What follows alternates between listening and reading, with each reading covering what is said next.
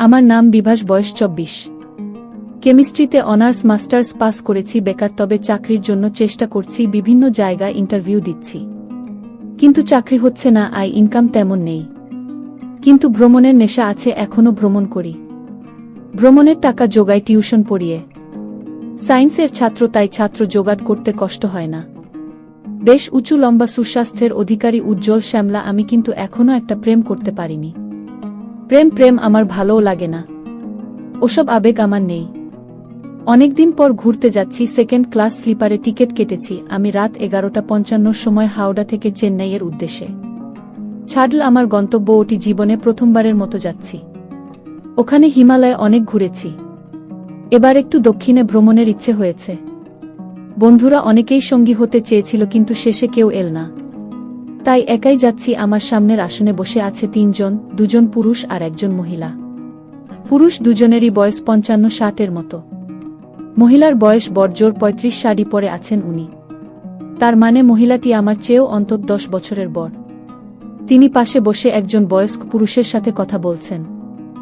সম্ভবত এই পুরুষটাই তার ভ্রমণ সঙ্গী, সম্পর্কে কি হন কে জানে, বাবা কিংবা বড় ভাই হবেন। মহিলাটি ফর্সা, অতি সুন্দর, 5 ফুট 5 ইঞ্চির মতো লম্বা, যথেষ্ট ফিট, মুখটাও বেশ মিষ্টি। তার গোলগাল আকর্ষণীয় চেহারায় একটা মায়া আছে। আমি যে সিটে বসে আছি তাতে আমি বাদে আরও 2 জন বয়স্ক পুরুষ। রাত অনেক হয়ে গেছে, ঘুমাতে হবে। আমার সিট মাঝখানে একজন বলল, আসুন আমরা শুয়ে পড়ি নাকি? সবাই রাজি হয়ে গেল। তার কথায় উভয় দিকেই মাঝের আসন বেঁধে নেওয়া হলো, যেটাতে এতক্ষণ হেলান দিয়েছিলাম আমরা। আমার সিট মাঝখানে, আমি সিটে উঠে শুয়ে পড়লাম ট্রেনের জানালার বিপরীত দিকে মাথা দিয়ে। দেখলাম আমার অন্য পাশের মাঝখানের সিটে উঠলেন সেই মহিলা। তিনি মাথা দিলেন জানালার দিকে, অর্থাৎ আমার বিপরীত দিকে। আমার দিকে মাথা দিয়ে শুলে আমার জন্য একটু ভালো হতো, কিন্তু তা আর হলো না। তবে অনেক কিছু আমার নজরে পড়ছিল। মহিলাটি বেশ লম্বা, স্লিমের উপরে হালকা স্বাস্থ্যবান। ট্রেনের সবাই ঘুমিয়ে পড়েছে। আমি চোখ বুজে ভাবতে লাগলাম আমার প্রথম কাজের অভিজ্ঞতার কথা। ছাত্রজীবনে মেস বাড়িতে থাকার সময় এক রান্নার মাসির সাথে কয়েকদিন কাজ করেছিলাম। দারুণ কাটিয়েছিলাম সেদিনগুলো। ওসব কথা ভাবতে ভাবতে আমার কেমন যেন একটা অনুভব হলো। তবুও আমি নিশ্চিন্তে সেই মাসির কথা ভাবতে লাগলাম। অনেক মিস করছিলাম তাকে। এক সময় মনে হলো দেখি তো মহিলা ঠিকমতো ঘুমিয়েছে কিনা। অল্প চোখ খুলে আমি মাথা ঘুরিয়ে মহিলার দিকে তাকালাম। দেখলাম মহিলাটা ঈষৎ মাথা তুলে আমার দিকে তাকিয়ে কি যেন দেখছে। আমি মুখ নাড়াতেই সে তাড়াতাড়ি বালিশে মাথা দিয়ে শুয়ে পড়ল। আর মানে এতক্ষণ সে লুকিয়ে লুকিয়ে আমাকে দেখছিল। আমার একটু অস্বস্তি হলো, তবুও কিছু বললাম না। নিজের মন আর অদ্ভুত সব চিন্তা থেকে রেহাই পেতে সিট থেকে নেমে টয়লেটে গেলাম ফ্রেশ হতে, কিন্তু টয়লেটে মানুষ ছিল। আমি অপেক্ষা করছিলাম। এমন সময় হঠাৎ দেখলাম আমার পাশের সিটের সেই মহিলা চলে এসেছেন। তিনিও বাথরুমে যাবেন। উনি যেছে আমাকে জিজ্ঞেস করলেন, একটাও খালি নেই। আমি বললাম না, এখন সবাই ঘুমাবে, তাই টয়লেটে ভিড়, একটু পরে ভিড় থাকবে না। শুনে মহিলা বললেন ও। তারপর মহিলা আবার বললেন, তুমি কোথায় যাবে? বললাম, উঠি বেড়াতে যাচ্ছি। তারপর মহিলাটা একটু এদিক ওদিক তাকিয়ে নিচু গলায় বললেন, তুমি এক কাজ করো, আমাদের সাথে ভেলোর চলো, ওখানে বেড়াবে, আমাদের সাথেই থাকবে। ওখানে তো যাওনি কোনোদিন? বললাম, না দিদি, যাইনি কোনোদিন, কিন্তু অত খরচ আমার নেই, ছাত্র মানুষ, বোঝেনি তো। আরে ওখানে তোমার খরচ দিতে হবে না, আমাদের সাথেই থাকবে, খাবে আর তোমার মতো বেড়াবে। আমি মহিলার মতলব বুঝে ফেললাম। নিশ্চয়ই আমার মধ্যে কিছু দেখে খুব ভালো লেগে গেছে, তাই সঙ্গে নিতে চাইছেন। বন্ধুরা, তোমরা নিশ্চয়ই বুঝতে পেরেছ কি দেখেছে। আমি দারুণ একটা সুযোগ পেয়ে গেলাম। ভাবলাম ভগবান বোধহয় এবার আমার দিকে মুখ তুলে তাকিয়েছেন, কিছু একটা পেতে যাচ্ছি। আমি বললাম, ঠিক আছে, তা যাওয়া যায়। মহিলাটি বললেন, আর শোন, তুমি আমার হাসব্যান্ড এর কাছে বলো না, কিন্তু যে তুমি উঠে যাচ্ছিলে বলবে ভেলোরে যাচ্ছি চিকিৎসা করতে, রোগের নাম একটা বানিয়ে বলে দিও। আমি বললাম, আচ্ছা ঠিক আছে দিদি, তাই হবে। কিন্তু ওই লোকটা কি আপনার স্বামী? মহিলাটি চোখে মুখে বিরক্তির ভাব প্রকাশ করে বললেন, হুম, স্বামী। কিন্তু ওনার বয়স তো অনেক বেশি। আমি তো ওনাকে আঙ্কেল বলে ফেলেছি। বললেন, হ্যাঁ, বয়স অনেক বেশি, সেই জন্যেই তো তার দ্বারা কিছুই হয় না। জিজ্ঞাসা করলাম, আপনার নাম কি দিদি? আন্না। আরও জিজ্ঞাসা করলাম, আপনার বয়স কত? বললেন, 32। আমি বললাম, আমার 25। তার মানে আপনি আমার চেয়ে 7 বছরের বড়। তিনি বললেন, তাই 25? আমি ভেবেছিলাম 20। বয়স কোনো ব্যাপার না, মনের মিল থাকলে সবই হয়। এমন সময় দুদিকেই টয়লেট ফাঁকা হয়ে গেল, দুজন ঢুকে পড়লাম দুটোতে। টয়লেট থেকে আমি আগেই বেরুলাম, সিটে গিয়ে শুয়ে পড়লাম। একটু পর ওই মহিলা সিটে উঠল। এবার সে বালিশ ঘুরিয়ে নিল। আমি যেদিকে মাথা দিয়েছি সেও সেদিকে মাথা দিল আন্নাদি।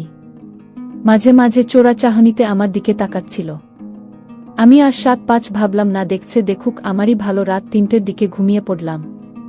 ট্রেনের মধ্যে সকাল হয়ে গেল। আমি সারাদিন আন্নাদিকেই দেখছিলাম। এভাবেই দিন পার করে বিকেলে চেন্নাই পৌঁছালাম। স্টেশনে নেমে আন্নাদি তার স্বামীকে বলল, এই ছেলেটা একা একা ভেলোর যাচ্ছে, বুঝলে জীবনে কোনো দিন ও ওখানে যায়নি, ওকে আমি আমাদের সঙ্গে যাওয়ার কথা বলেছি। একসাথে ঘর ভাড়া নিয়ে থাকব, এতে খরচও কম পড়বে। আমি কিন্তু ওকে কথা দিয়েছি, তুমি না করতে পারবে না। স্বামী বলল, ঠিক আছে, যাক না। আমাদের সঙ্গে ছেলে মানুষ। চেন্নাই থেকে অন্য ট্রেনে ভেলোর যাওয়ার জন্য উঠলাম। এই সময় আমি টয়লেটে গেলে দিদিও গেল। ওখানে আমাকে থামিয়ে বলল, আঙ্কেল যদি শোনে তোমার কি রোগ হয়েছে তাহলে তুমি বলবে, গোপন রোগ। আমি ঠিক আছে বলে দিলাম। ভেলোর পৌঁছাতে রাত হয়ে গেল। অনেক খোঁজাখুঁজি করে দীনেশ হসপিটালের সামনের পাড়ায় ৩ তলায় একটা ঘর পাওয়া গেল। রাত হয়ে গেছে বলে সব ভালো ঘর বুক হয়ে গেছে। ঘরটায় শুধু ফ্লোর ছিল, খাট পালঙ্ক ছিল না। এল প্যাটার্ন এর বেশ বড় একটা ঘর, মাত্র ৩০০ টাকা ভাড়া। ঘরের সঙ্গে ওয়াশরুম এবং রান্নাঘর আছে। ৩ জনের জন্য ৩টা বিছানা দিল ওরা। হাঁড়ি পাতিল, গ্যাসের চুলো, সিলিন্ডার সব ভাড়া করলাম।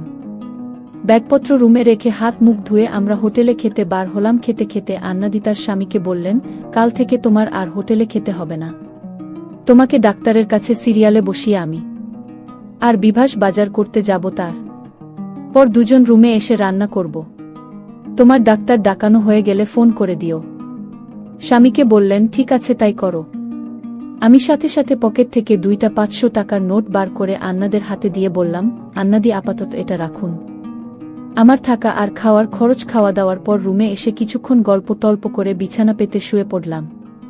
আন্না দিয়ে স্বামী তাদের বিছানা পাতল, আমি পাতলাম এলের অন্যদিকে, কিন্তু মাথাটা আন্নাদের দিকে দিলাম যাতে সুবিধা হয়। আন্নাদিরা শুয়েছে, মাথাটা আমার বিপরীত দিকে দিয়ে। আমার ঘুম আসছিল না। শুয়ে এপাশ ওপাশ করতে লাগলাম আর মাঝে মাঝেই আন্নাদের দিকে তাকাতে লাগলাম, যদি গল্প করা যায় আর কিছু দেখা যায়। একটু পর আন্নাদি উঠে ওয়াশরুমে গেল। সে শুধু পেটিকোট আর ব্লাউজ পরে আছে। খানিক পর আন্নাদি বাথরুম থেকে বেরুল। আমি ঘুমের ভান করে পড়ে রইলাম। ওদের বিছানা থেকে আমার বিছানা বেশ খানিকটা দূরে। হঠাৎ দেখলাম আন্নাদি আমার দিকে এগিয়ে আসছে। আমি সামান্য চোখ খুলে দেখতে লাগলাম। তিনি আমার দিকে তাকিয়ে একটু নজর বুলিয়ে চলে গেল। আমাকে দেখতে এসেছিল নাকি অন্য কিছু ঠিক বুঝে উঠতে পারলাম না। ঘরে একটা বেশি পাওয়ারের ডিম লাইট জ্বলছিল। ওদিকে আঙ্কেল তো অনেক আগে ঘুমে বেহুশ, সেই নাক ডাকছে। আমার আর ঘুম হচ্ছে না। আমি এপাশ ওপাশ করতে লাগলাম। প্রায় ঘণ্টাখানেক পার হয়ে গেল। হঠাৎ আন্নাদের দিকে তাকিয়ে দেখি বসে কি যেন করছে আর হালকা শব্দ আসছে। বন্ধুরা, ইউটিউবে করা নিয়মের কারণে এসব ঘটনা সরাসরি বলা যাচ্ছে না। তোমরা কমেন্টে দেওয়া লিঙ্ক থেকে আমার ওয়েবসাইট ভিজিট করো, সেখানে একদম মনের মতো গল্প দেওয়া আছে যেগুলো ইউটিউবে পাওয়া যায় না। এসব ভাবতে ভাবতে কখন ঘুমিয়ে পড়েছিলাম মনে নেই। সকালবেলায় আন্নাদের ডাকে ঘুম ভেঙে গেল। চোখ খুলে দেখি আন্নাদি আমার পাশে বসে আছে। সকাল হয়ে গেছে তো দাঁত ব্রাশ করতে হবে, চান করতে হবে, তারপর বাইরে হোটেলে যেতে হবে জলখাবার কিনতে। আমি দেখলাম আন্নাদের ইতিমধ্যেই স্নান হয়ে গেছে, মাথায় তার গামছা পেঁচানো, পরনে অন্য শাড়ি। আমি বললাম, হ্যাঁ উঠছি। আন্নাদি চলে গেল রান্নাঘরে। আমি ফোনটা হাতে নিয়ে ফেসবুক স্ক্রোল করলাম। এরপর উঠে বাথরুমে গেলাম। স্নান করার আগে দেখলাম আশেপাশের চুলগুলো বেশ বড় হয়ে গেছে। একদিন কাটা হয় না। ভাবলাম চুলগুলো কেটে তৈরি থাকতে হবে, কারণ যে কোনো সময় ডাক আসতে পারে। ফ্রেশ হয়ে বাথরুম থেকে বেরিয়ে দেখি আঙ্কেল এখনো ঘুমাচ্ছেন। আমি নতুন জামা কাপড় পরে নিলাম। আন্নাদি বলল, তুই একটু বাইরে যা, খাবার কিনে আন। হাতে কিছু টাকা দিল আন্নাদি। আমি জিজ্ঞেস করলাম, আঙ্কেল এখনো ওঠেনি না? সে তো ঘুমের বড়ি খায়, তাই উঠতে দেরি হয়।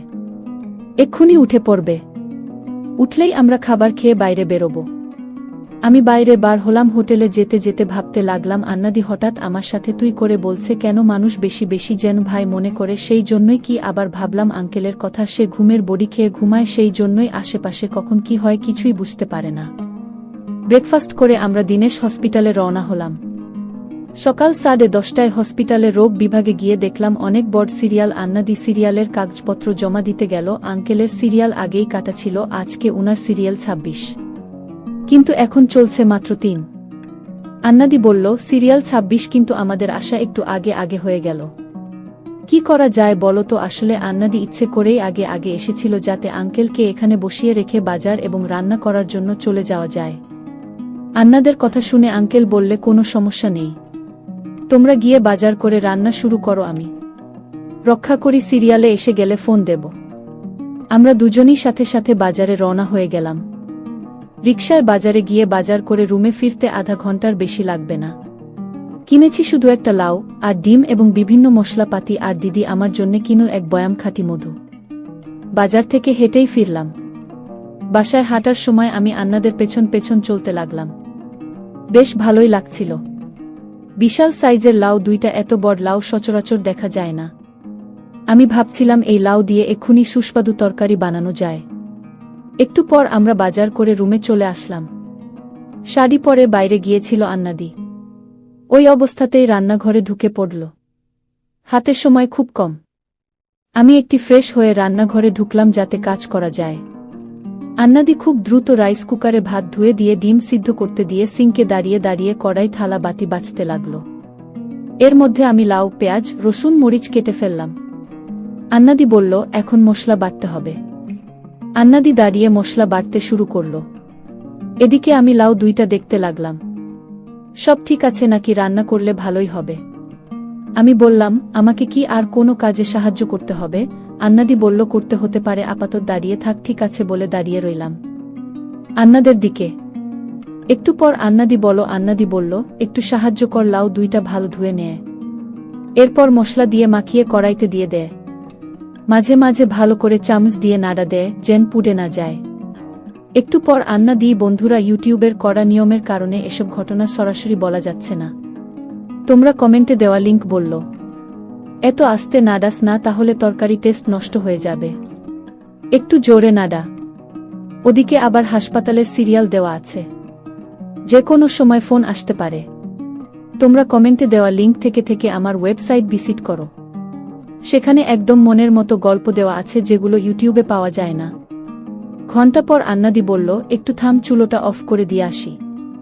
দিদি উঠে চুলো অফ করে দিয়ে এল, তরকারি হয়ে গেছে। এমন সময় হাসপাতাল থেকে আঙ্কেলের ফোন এলো, সামনে আর দুইটা সিরিয়াল আছে। আন্নাদিকে বলল, হাসপাতালে যেতে, এখন হাসপাতালে যেতে হবে। আঙ্কেল একা বসে আছেন, দুজনেই যাওয়ার জন্য রেডি হলাম। দিদি বলল, ওর যাওয়ার দরকার নেই বিভাস, তুই ঘুমা, তোর এখন রেস্ট দরকার, না ঘুমালে দুর্বল হয়ে যাবি, পরে ঠিকমতো কাজ করতে পারবি না। আসলে আমার দুর্বল লাগছিল, রাতেও ভালো ঘুমাতে পারিনি। আমি বললাম ঠিক আছে। এরপর আন্নাদি হাসপাতালে চলে গেল। আমি দরজা বন্ধ করে এসে ঘুমিয়ে পড়লাম। 3টের দিকে দিদির ডাকাডাকি এবং কড়া নাড়া শব্দে আমার ঘুম ভেঙে গেল। এরপর দরজা খুলে দিলাম। দরজা খুলে এসে আমি আবার শুয়ে পড়লাম। আন্নাদি আঙ্কেলকে খেতে দিল। দিদি বলল, এই তুমি ওষুধ খেয়ে নাও, ঘুমের বড়ি খেতে যেন ভুলো না। একটু পরেই আঙ্কেল নাক ডাকতে শুরু করেন। সাথে সাথে আন্না দিয়ে আমার কাছে চলে এল গল্প করতে। একদিকে আঙ্কেল ঘুমাচ্ছে আর আমরা রাত জেগে গল্প করছি। অনেক ভালো লাগছিল গল্প করতে। বন্ধুরা, তোমরা নিশ্চয়ই বুঝতে পেরেছ কি গল্প করছিলাম আমরা। পরের দিন আমি আর আন্নাদি হাসপাতালে গেলাম আঙ্কেলের টেস্টের রিপোর্ট টানতে। ডাক্তার জানাল, তার স্বামী কখনো বাবা হতে পারবে না। এত চিকিৎসা করিয়েও কোনো লাভ হলো, কিন্তু এসব কথা আঙ্কেলকে জানানো যাবে না, তাহলে মন খারাপ করতে পারে। তাই আমরা রিপোর্ট নিয়ে রুমে ফিরলাম। আন্নাদি আঙ্কেলকে মিথ্যা কথা বলল যে তার রোগ ঠিক হয়েছে। আঙ্কেল আন্নাদিকে ফিসফিস করে বলল, তাহলে আজ রাতে পরিকল্পনা করতে হবে, যেমন কথা তেমন কাজ। সেদিন রাতে অনেক কিছু ঘটে গেল, আর আমি তাকিয়ে শুধু দেখছিলাম। আন্নাদি আঙ্কেলের সাথে সময় কাটিয়ে গভীর রাতে আমার সাথে গল্প করতে আসল। সেদিন রাতে গল্পে গল্পে অনেক আনন্দ হলো।